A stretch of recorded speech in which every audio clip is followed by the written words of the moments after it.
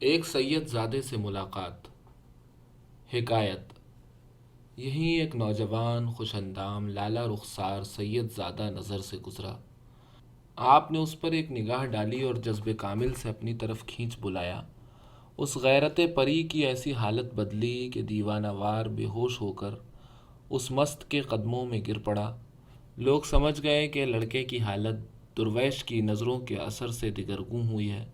ان سے التجا کی کہ اس نوجوان کی حالت پر رحم فرمائیے۔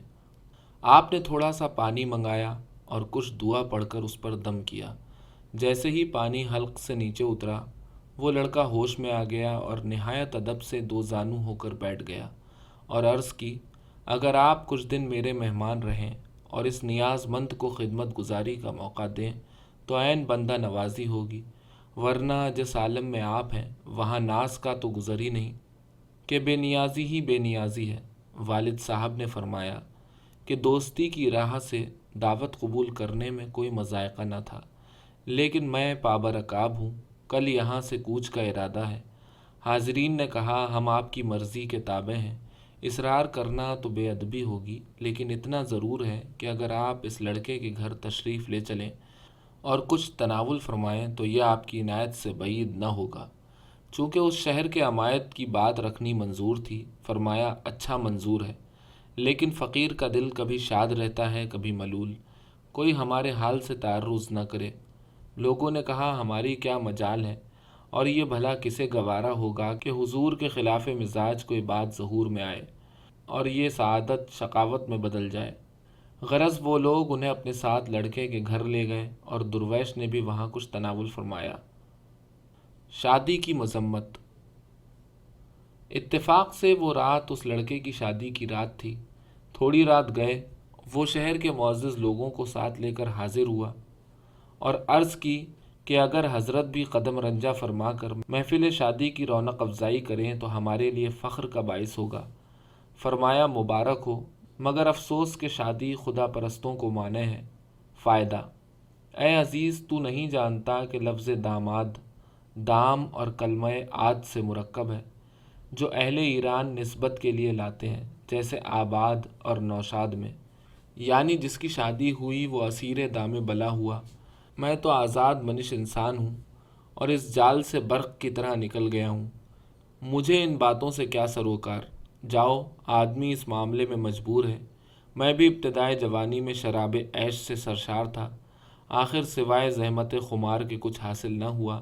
جب خدائے بزرگ نے مجھے اس گرفتاری سے نجات دی تو میں نے استقامت پیدا کی اور شمع وار ایک پاؤں پر جلنے لگا۔ اب تو راکھ کے ایک ڈھیر سے زیادہ نہیں ہوں۔ وہ دل ہی نہیں جس میں ہوس پیدا ہو، نہ وہ دماغ ہے جو فقیر سیر تماشے کی طرف مائل ہو۔ یہ مشعلیں جو تمہارے ساتھ ہیں خطرے کا نشان ہے۔ حیرت ہے تم کیسے غزال رانہ ہو کہ رم نہیں کرتے۔ اگر عقل سلیم ہو تو اس نکتے کی تہ کو پہنچ جاؤ کہ اللہ بس باقی ہوس۔ غرض وہ لڑکا دلہن کے گھر گیا اور یہ درویش بے نیاز اس شہر سے نکل کھڑے ہوئے۔ 1.5 دن میں اکبر آباد پہنچے اور اطمینان سے اپنے گھر آن اترے۔ نوجوان کی سرگردانی۔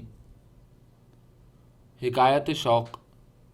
جب اس نوجوان گل رخسار و سرو قد کبک خرام کو معلوم ہوا کہ درویش دل آگاہ جا چکے تو وہ بی بی کو اپنے گھر لایا اور خود پانی تک نہیں پیا، یعنی اسی وقت گرتا پڑتا آنسو بہاتا ان کی تلاش میں جنگل کی طرف چل دیا۔ جو کوئی راستے میں ملتا اس سے درویش کا اتا پتہ پوچھتا، کبھی ادھر دوڑتا کبھی ادھر، مگر کوئی راہبر ان کا نشان بتانے والا نہ ملا۔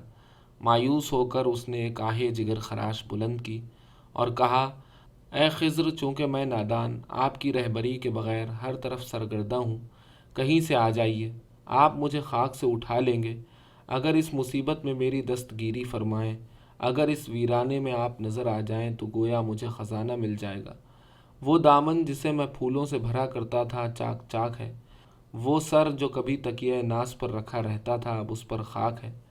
رحم کیجئے کہ پاؤں چلنے سے رہ گئے ہیں، کرم کیجئے کہ سوائے آوارگی کے راستے کا کوئی ساتھی نہیں۔ یہی وقت ہے کہ آپ کا لطف بے پایاں مجھے پالے۔ آپ خورشید ہیں، اس حقیر ذرے کو بھی روشنی سے نوازیے۔ آخر مجھے کیا ہوا کہ آسودگی نے مجھ سے منہ موڑ لیا۔ اور کیا پیش آیا کہ آوارگی نے مجھے پا لیا، سخت درکار خیش حیرانم، چے بدل خرد من نمی دانم۔ بگولے کی طرح وحشت آمادہ ہوں، شاید آپ نے مجھے فراموش کر دیا ہے، ہر چند کمپائی سے آزار اٹھا رہا ہوں، لیکن ابھی آس نہیں ٹوٹی ہے۔ دشت میں ہوں تو آوارہ اور کوہسار میں ہوں تو مثل مجنوں۔ میرے رخسار جو گلے تر کو شرماتے تھے، دھوپ کی تمازت سے تونس گئے ہیں۔ میری آنکھیں جن پر ہرن رش کرتے تھے، سفید ہوتی جا رہی ہیں۔ آپ آفتاب ہیں اور میں سایہ افتادہ، آپ سوار دولت با اختیار ہیں اور میں پاپیادہ۔ جو بھی غبار اٹھتا ہے مجھے آپ کی آمد کا گمان ہوتا ہے، لیکن جب آپ نظر نہیں آتے تو ناچار رو رو کر اپنا گلا پھاڑتا ہوں۔ آپ تمام اجزاء ہیں یعنی کامل ہیں، پھر ہم غافلوں کے حال سے کیوں غافل ہیں؟ نوجوان اسی طرح روتا دھوتا چلا جا رہا تھا، کبھی کھڑا ہو جاتا کبھی چلنے لگتا کہ اچانک ایک بزرگ پیٹھ پیچھے سے نمودار ہوئے اور انہوں نے بڑی لطف و نرمی سے فرمایا، اے نوجوان، کسے ڈھونڈتا ہے اور یہ کیا کہہ رہا ہے؟ جا، گھبرا مت، علی متقی اکبر آباد میں ملیں گے۔ یہ مژدہ سن کر اس کے دل بے قرار کو قرار آیا۔ اب وہ دل جمعی سے چلنے لگا اور خدا کا شکر ادا کیا۔ آدھی رات کو شہر اکبر آباد میں داخل ہوا، راستہ تلاش کرتا، نام و نشان پوچھتا ہوا آیا اور سعادت قدم بوس حاصل کی۔ مارے خوشی کے اس کے مہتابی رنگ رخساروں پر آنسو ڈھلک آئے۔ ناکامی کا رنج حصول مراد کی خوشی سے، جو اس کے خیال میں بھی نہیں تھی، دور ہوا۔ درویش جگر ریش نے اس کے جمال پر ایک نظر کی اور اسی پاک نظر نے اسے صاحب کمال بنا دیا۔ اتنی محبت سے پیش آئے کہ تحریر میں نہیں سما سکتی، ایسی دلداری کی کہ بیان نہیں ہو سکتا۔ اس کا سر چھاتی سے لگایا اور بے حد محبت سے فرمایا، اے میر امان اللہ، تم نے بڑے مصائب جھیلے، زمانے کے سرد و گرم دیکھے، مگر اب تمہیں رشتہ داروں سے جدائی کا رنج نہیں ہوگا۔ یہ گھر تمہارا ہے، میں اور میرے نوکر چاکر سب تمہارے ہیں۔ خوش ہو جاؤ کہ تم نے اپنی نہر کو ایک عجیب دریا سے جوڑ لیا ہے۔ شکر کرو سرو کے مانند تم دامن بچا کر نکل گئے ہو۔ اب دل جمع ہو جاؤ اور دروازہ بند کر کے بیٹھو، تھوڑے دنوں اپنے میں گم رہو تاکہ خدا کو اپنی طرف کھینچ سکو۔ سید زادے کو تلقین۔ فائدہ: سن رکھو، یہ مناسب وقت ہے اور یہ پتے کی باتیں ہیں۔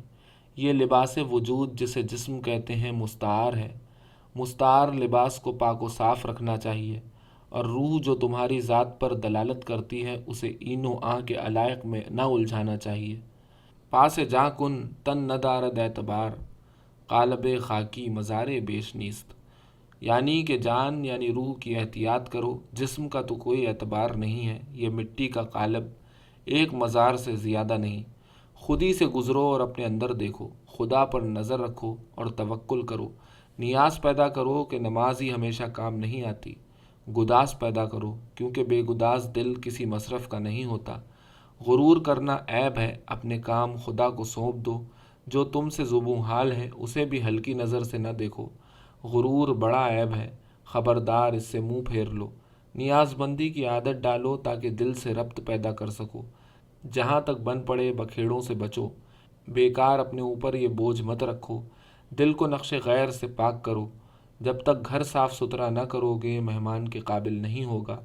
ہر موافق و ناموافق سے نبھاؤ، جب تک آدمی اخلاق پیدا نہ کرے انسان نہیں بنتا۔ ہر شخص سے سلوک کرو، یہی فقیر کا مذہب ہے۔ پردیسی کی طرح رہو کیونکہ سفر درپیش ہے۔ یہ عالم عزاخانہ ہے، یہاں دیر تک ٹھہرنے کی رسم نہیں۔ دنیا والے ماتمی ہیں، ان کی تسلی کے لیے کوئی دم ٹھہر جاؤ۔ یہ ایک خوفناک جنگل ہے جہاں سانپ اور چونٹی بھی پھونک پھونک کر قدم رکھتے ہیں۔ زیادہ راہ کی فکر کرو کیونکہ قافلہ اچانک چل دیتا ہے۔ اگر چاہتے ہو کہ اس بیمار خانے سے صحیح سالم نکل جاؤ تو حکیمانہ پانی پیو، پرہیزی کھانا کھاؤ۔ نکتہ: فقیر وہ ہے کہ جن چیزوں کا محتاج ہو وہ بھی نہ رکھتا ہو، اور غنی وہ کہ اس نے مملکت عدم اپنے غیر کے لیے چھوڑ دی ہو۔ ہمیں فقیری ملی ہے۔ اللہ غنی وانتم الفقراء، اللہ غنی ہے اور تم سب فقیر ہو۔ جان لو اس چمن میں ایک ہی گل تر ہے جو ہزار رنگ میں جلوہ گر ہے، یعنی معشوق ایک ہی ہے لیکن اس کے جلوے بے شمار ہیں۔ اگر تو غور سے دیکھے حقیقت میں معشوق ایک ہی ہے، مگر اس کے جلوے بے شمار ہیں۔ ہر شخص اپنے مذاق اور رجحان کے موافق کسی جلوے سے اپنا دل خوش کر لیتا ہے۔ اس کائنات میں ایک ہی خدا کو دیکھ اور ایک ہی کو جان، ایک ہی کی تلاش کر اور ایک ہی کو آواز دے۔ دوئی کہاں ہے؟ یہ تو ایسا ہے جیسے بھینگے آدمی کو ایک کے دو نظر آتے ہیں، حالانکہ ایک ہی نگاہ دو آنکھوں کے درمیان مشترک ہے۔ جاؤ کچھ کھا پی کر سو رہو۔ سفر سے تھکے ماندے آ رہے ہو، ذرا دیر کو پاؤں پھیلا کر لیٹ جاؤ، تم نے بہت زحمت اٹھائی ہے۔ ایک نوکر کو اشارہ کیا کہ ان کے آرام کا بہت خیال رکھے اور کسی وقت ان کی خدمت سے دریغ نہ کرے۔ امان اللہ کی بیوی کا انتقال۔ غرض کہ وہ عزیز دل جمعی سے رہتے اور میرے والد انہیں برادر عزیز کہتے تھے۔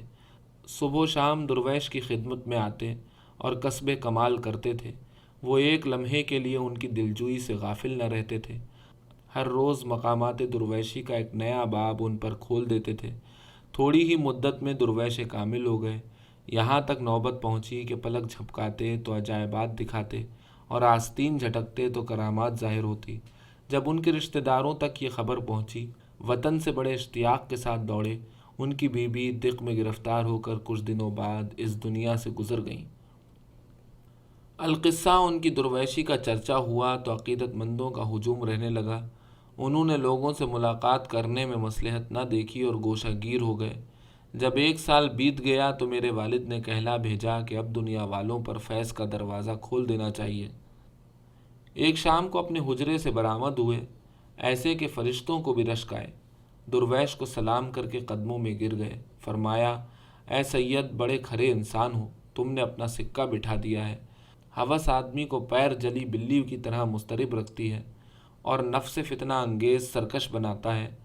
تم نے قناعت کا پتھر پیٹ سے باندھ کر خواہشوں کو زیر کر لیا ہے۔ این کار از تو آید و مرداں چنی کنند۔ میں ان دنوں 7 سال کا تھا۔ انہوں نے مجھے اپنے سے مانوس کر کے گود لے لیا تھا، یعنی مجھے میرے ماں باپ کے ساتھ نہ چھوڑتے تھے، اپنا فرزند بنا لیا تھا۔ ایک لمحے کے لیے بھی مجھے اپنے پاس سے جدا نہ کرتے اور بڑے لاڈ پیار سے میری پرورش کرتے تھے۔ چنانچہ میں دن رات انہی کے ساتھ رہتا تھا اور ان کی خدمت میں قرآن شریف پڑھتا تھا۔ عشق نقل۔ ایک دن وہ جمعہ بازار کی سیر کو گئے تھے۔ وہاں ان کی نظر ایک تیلی کے لڑکے پر پڑی۔ وہ ایک دولت مند جوان تھا۔ یہ اس کی محبت میں دل کھو بیٹھے اور ساری استقامت جو رکھتے تھے بھول گئے، یعنی تاب نہ لا سکے اور بے قابو ہو گئے۔ جب اس کی جانب سے التفات نہ دیکھا تو دل پکڑے واپس آ گئے۔ ہر چند ضبط کی کوشش کرتے تھے مگر دل بے تاب پر بس نہ چلتا تھا۔ نوکر کا کندھا پکڑ کر زمین پر قدم رکھتے تھے، تب کہیں راستہ چلتے تھے، اپنے دل سے کہتے، اے عزیز، ایسا واہیات کھیل کوئی بھی کھیلتا ہے جو تو نے کھیل کر اپنے تئیں کوچہ و بازار میں رسوا کرایا؟ یا تو ضبط و استقامت کا وہ عالم تھا یا یہ بے اختیاری ہے۔ جو حرکت تو نے کی ہے ایک بچہ بھی نہیں کرے گا۔ جس راستے پر تو چلا ہے اس پر اندھا بھی قدم نہیں دھرے گا۔ دل ایسی چیز تو نہ تھی کہ ایک بازاری لونڈے پر نچھاور کر دی جائے۔ تیرا دل ایسے کی محبت میں جلا ہے جو کبھی دھوپ چڑھے گھر سے باہر بھی نہیں نکلا، اور تو ایسے کا دیوانہ ہوا ہے جو کبھی دل کی راہ میں قدم بھر بھی نہیں چلا۔ یہ آنکھیں اور بھی رونے لگی ہیں، گویا منتظر تھیں جیسے ہی دیکھا ٹوٹ پڑے۔ دل اور بھی زیادہ تڑپ رہا ہے، جیسے بہانہ ڈھونڈ رہا تھا کہ آنکھ لڑی اور تڑپنے لگا۔ آنکھوں پر کہاں تک نظر رکھوں، دل کی کب تک خبر رکھوں؟ کبھی جوانی میں آنکھ نہ لگائی تھی، اب بوڑھے منہ مہاسے نکل رہے ہیں۔ اگر خود کو سنبھالتا ہوں تو دل تڑپ تڑپ کر قیامت ڈھاتا ہے، اور ضبط کی کوشش کرتا ہوں تو آنسوؤں کا سیلاب امڈا آتا ہے۔ حیران ہوں کہ کیا کروں، کون سی تدبیر سے یہ گتھی سلجھے۔ اب پیر و مرشد کی توجہ کے سوا چارہ نہیں پاتا ہوں، جو کچھ بھی ہو ان کی خدمت میں جاتا ہوں۔ اسی حال تباہ سے آنکھوں میں اشک اور لبوں پر آہیں لیے ہوئے مغرب کی نماز کے قریب نوکر کے کندھوں پر ہاتھ رکھ کر درویش کی خدمت میں آئے۔ حاضرین نے تعظیم کی، درویش نے اشارہ کیا، انہیں صدر میں جگہ دی گئی۔ والد نے کہا، ارے بھائی کہاں تھے؟ آج بڑی دیر میں صورت دکھائی۔ انہوں نے عرض کیا، جمعہ بازار کی سیر کرنے گیا تھا۔ فرمایا، تم نے شاید یہ نہیں سنا، مستمند عشق می داند کے سودا می کند۔ دیدن طفلان تہ بازار رسوا می کند۔ جاؤ اپنی کوٹری سے 8 دن رات تک باہر نہ نکلنا اور اس واقعے کو ہرگز یاد نہ کرنا۔ اللہ تعالیٰ کریم ہے، شاید اسے پہنچا دے اور تمہاری لاج رکھ لے۔ اتفاق دیکھیے، اب 1 ہفتہ بھی نہ ہوا تھا کہ شام کے وقت وہ 14ویں کا چاند اپنے گھر سے نکلا اور بے تاب سا اپنی دکان پر بیٹھ گیا۔ ایک دلال وہاں کھڑا تھا، اس نے پوچھا کیا بات ہے؟ آج رات تمہارا رنگ ہی بدلا ہوا ہے، بہت بے چین نظر آتے ہو۔ لڑکے نے کہا کیا بتاؤں جو مجھ پر گزر رہی ہے، زبان تک نہیں لا سکتا، مگر تجھے دوست جانتا ہوں، تجھے بتا دینے میں کوئی مذائقہ نہیں۔ آج چھٹا دن ہے، ایک درویش اس راستے سے گزر رہے تھے، ان کی نگاہ میری رانائی پر پڑی، کچھ دیر کھوئے ہوئے سے کھڑے رہے، میں نے اپنی اکڑ فو میں ان کی جانب التفات نہ کیا، ناچار انہوں نے جلے ہوئے دل سے ایک ٹھنڈی آہ بھری اور چلے گئے۔ اب نہ ان کی صورت میری نظروں سے جدا ہوتی ہے، نہ دل سے ان کا خیال جاتا ہے، سوتے جاگتے انہی کا تصور اور انہی کی یاد ہے۔ کیا کروں، دل کو کیسے بہلاؤں، ان کا نام کس سے پوچھوں، عطا پتہ کہاں دریافت کروں، کدھر جاؤں، اپنا غم کسے سناؤں؟ دلال نے کہا ارے وہ تو مشہور درویش ہیں، بڑے بے خیش ہیں، خلق ان کے آستانے پر جھکتی ہے، عالم ان کا مرید ہے، وہ علی متقی کے چھوٹے بھائی ہیں جو مشہور آفاق ہیں اور اس نیلی چھتری کے نیچے طاق ہیں۔ ان کا آستانہ جس کی خاک بطور تبرک لے جاتے ہیں، شہر پناہ سے باہر عیدگاہ کے قریب ہے۔ میرے ساتھ آؤ اور بند غم سے چھٹکارا پاؤ۔ غرض وہ مرد فرومایا جو ان کو میرے والد کی خدمت میں لایا، انہوں نے حقیقت حال سن کر فرمایا آخر عشق بے پرواہ نے تغافل کا انتقام لے ہی لیا۔ ایک نوکر کو اشارہ کیا کہ جا کر برادر عزیز سے کہہ دے کہ آؤ، تمہارا مطلوب تمہیں ڈھونڈتا ہے۔ جب یہ حکم اس خوشخبری کے ساتھ اس جگر خستہ گوشہ نشین نے پایا تو قلبہ احزان سے دست افشاں و پاکوباں باہر آیا۔ پہلے پابوسی کے لیے پیر و مرشد کے قدموں میں سر نیاز جھکایا، پھر دست شوق لڑکے کی طرف بغل گیر ہونے کے لیے بڑھایا، یعنی دل کی خواہش کے مطابق اسے سینے سے لگایا اور اپنی تمنا کے موافق اس نخل مراد کو پایا۔ پیر نے دونوں کو اجازت دی کہ علیحدہ بیٹھ کر بات چیت کر لیں۔ جب باتیں چھڑیں اور قصہ نکلا تو درویش یعنی میر امان اللہ نے کہا اے جوان رانا، میں فقیر ہوں اور دل بے مدعا رکھتا ہوں، مجھے اپنی زلف کا اسیر نہ جانیو، خدا ہی جانتا ہے کہ یہ دل کہاں اٹکا ہوا ہے اور یہ سراپا خواہش جان کاہے کی آرزو مند ہے۔ خبردار اس گھمنڈ میں نہ رہنا اور ناز نخرے نہ دکھانا، کہیں ایسا نہ ہو کہ افسوس کرنا پڑے۔ درویش لوگ اگرچہ اس اوندھے آسمان کے دائرے سے باہر ہیں، یعنی عام لوگوں سے مختلف ہیں، لیکن انہیں بھی ایک حال میں نہیں چھوڑا جاتا، یعنی ہم لوگوں کا حال مختلف ہے۔ اچھا جاؤ، تم نے بہت رنج اٹھایا ہوگا۔ لڑکے نے کہا میں نے رنج تو اٹھایا مگر گنج بھی پایا۔ میں اس آستانے کی جاروب کشی کو سعادت جانتا ہوں، امید ہے کہ آپ مجھے محروم نہ فرمائیں گے اور میرے حال سے عنایت کی نظر نہ اٹھائیں گے۔ وہ ہر روز صبح آ کر بیٹھتا تھا اور دل و جان سے خدمت کرتا تھا۔ ایک دن درویش میر امان اللہ کسی خاص کیفیت میں بیٹھے تھے، ایسے میں وہ جوان آ گیا۔ جوان عزیز کہہ کر بلایا اور اپنے پاس بٹھایا، اس کے حال پر ایسی نظر فرمائی کہ اس نے اپنا مقصود دلی پایا اور اسی لقب سے عالم میں مشہور ہوا۔ شہر کے بڑے لوگ اس کی عزت کرتے تھے، دوسرے خاص مرید اسے رشک کی نگاہوں سے دیکھتے تھے۔ آخر اس کا یہ حال ہوا کہ میدان طریقت میں بے مثال ہوا۔ سچ ہے، جب درویشوں کی نگاہ اثر کرتی ہے تو خاک ناچیز کو زر کرتی ہے۔